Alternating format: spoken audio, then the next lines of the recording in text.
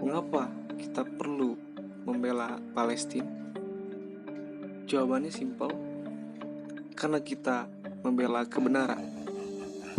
Kabar dari mancanegara, bisa lebih dari 100 warga Palestina dalam Masjid Al-Aqsa ditahan Israel dan hampir 160 orang terluka setelah pasukan Israel menyerbu tempat suci umat Islam tersebut.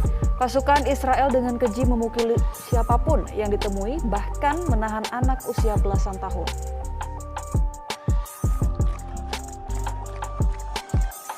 Terlagi kejujuran adalah kunci dari kehidupan sosial yang baik.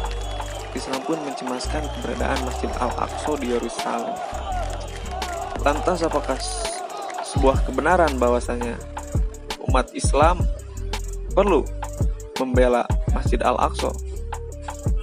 Masjid Al-Aqsa tentunya memiliki makna yang sangat religius bagi umat Islam. Keberadaannya pun disebut dalam Al-Quran, surat Al-Isra ayat 1 yang artinya, Maha suci Allah yang telah memperjalankan hambanya Muhammad pada malam hari dari Masjid Al-Haram ke Masjid Al-Aqsa yang telah kami berkahi sekelilingnya agar kami perlihatkan kepadanya sebagian tanda-tanda kebesaran kami. Sungguhnya dia maha mendengar, maha melihat. Dalam ayat tersebut menjelaskan bahwa Masjid Al-Aqsa merupakan tempat Nabi Muhammad SAW singgah ketika melaksanakan Isra Mi'raj. Pada saat itu Rasulullah menjadi imam salat berjamaah bersama 25 Rasul dan lebih dari 160 ribu nabi. Ya, jadi ada banyak berbagai alasan mengapa kita perlu membela Masjidil Al-Aqsa. Yang pertama, Masjid Al-Aqsa merupakan kiblat pertama umat Islam dalam melaksanakan ibadah sholat sebelum pemindahan kiblat ke Masjidil Haram di kota suci Mekah berdasarkan wahyu Allah. Yang kedua, Masjid Al-Aqsa merupakan masjid kedua yang dibangun pertama-tama di muka bumi. Dan terakhir, Masjid Al-Aqsa merupakan masjid suci ketiga umat Islam yang penting untuk dikunjungi setelah Masjid Al-Haram dan Nabawi. Namun, jika kita menilik lebih luas lagi, ini bukan hanya saja menyangkut permasalahan umat muslim, melainkan permasalahan universal yang menyangkut hak asasi manusia. Seperti yang lalu-lalu, Israel seakan tak pernah diam merisak keberlangsungan hidup dan merusak kesusuan ibadah warga Palestina. Orang-orang Palestina terpaksa kembali menyingsingkan lengan bajunya dan berapa lebih kuat lagi doa-doanya. Sebab mereka tahu kematian bisa saja mendekapnya dengan tiba-tiba dari arah mana saja. Israel setiap waktu terus-menerus memperluas teritori negaranya. Luas wilayah yang diambil dulunya hanya sehasta, sejengkal, sedepak, kini ketika melihatnya di atlas, Palestina pelan-pelan terhapus dari peta dunia. Sebuah negara yang berubah pelik setelah 1948 tahun, di mana eksodus besar-besaran orang Yahudi menginjakkan kakinya di sana setelah tragedi traumatik Holocaust di Eropa. Dari adanya konflik antara Palestina dan Israel, ini membawa kita pada kebencian yang membabi buta kepada entitas Yahudi tanpa membedakannya, ia sebagai agama dan ia sebagai Zionis ataupun ideologi negara. Kecenderungan kita membenci dengan membabi buta sesuatu hal adalah pangkal dari kebencian yang berbahaya. Kita perlu hati-hati dengan itu. Jangan sampai kita membenci suatu kaum dan membuat kita tidak adil terhadapnya.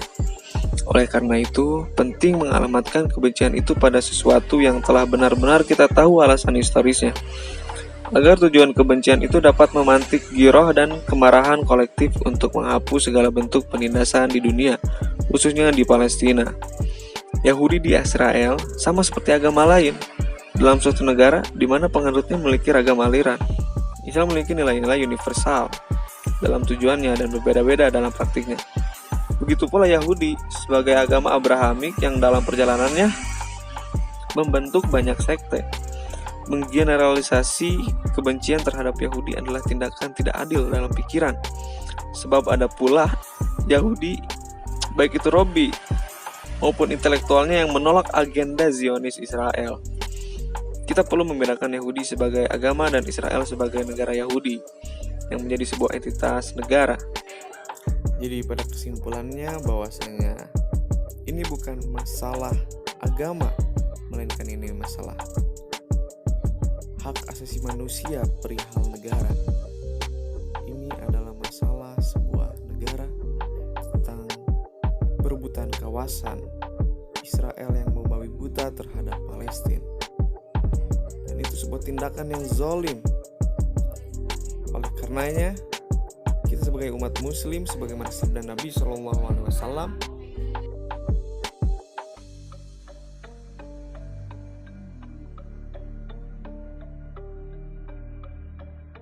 pada prinsip nasionalisme itu, lalu dibikin di Eropa itu perjanjian Westphalia bahwa setiap nation punya teritorinya.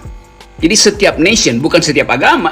Jadi keputusan rasional pada waktu itu, setiap bangsa berhak atas sebuah teritori. Bukan setiap agama berhak atas teritori. Karena agama yang membuat teritori itu tidak bisa ditemukan. Jadi pada waktu itu ditemukan prinsip tentang yang disebut nasionalisme, yang kemudian diteoretisir oleh filsuf Immanuel Kant berdasarkan unity of reason. Berdasarkan unity of reason, kesatuan akal. Jadi akal itu mampu untuk menyelesaikan problem dengan menghasilkan satu bangsa, satu tanah air, itu satu teritori. Itu kemudian yang dipegang sampai sekarang yang disebut sebagai nasionalisme modern Eropa itu. Israel ada di dalam perjanjian itu karena Israel bagian dari Perserikatan Bangsa-Bangsa. Kan itu dasarnya tuh. Sehingga kita selalu ingin mengukur Israel, dia melanggar prinsip-prinsip humanitarian law karena dia melakukan agresi itu. Jadi itu intinya tuh. Bahwa di situ memang ada soal agama, iya, tapi kita nggak mau soroti itu karena kita nggak punya peralatan untuk duel argumen kalau soal agama. Karena jadi panjang ke belakang. Nah, kalau kita berkelahi panjang ke belakang, kita tiba juga pada absurditas. Karena sama-sama adalah anak Adam, kan gampangnya begitu kan. Itu yang sering kita terangkan. Tapi saya mengerti bahwa ada emosi dari kelompok agama yang merasa bahwa itu memang tempat suci, betul, dan kita hargai itu pendapat masyarakat. Nah, yang saya ingin ajukan adalah official statement di dalam penyelesaian itu. Kan kalau kita masuk di dalam sidang internasional nanti, kita nggak akan bawa dalil agama, kita nggak akan bilang bahwa Ibrahim itu berpihak pada Palestina atau berpihak pada Israel. Nabi Musa itu adalah menyeberang dari Mesir ke Palestina atau menyeberang ke Kanaan segala macam. Itu nggak mungkin jadi dalil di dalam pengadilan internasional. Satu-satunya dalil adalah tadi ius in bello-nya disepakati, ius ad bellum-nya justified apa tidak kan. Jadi kita mesti pisahkan itu, bahwa penyelesaian rasional membutuhkan dalil hukum tadi itu.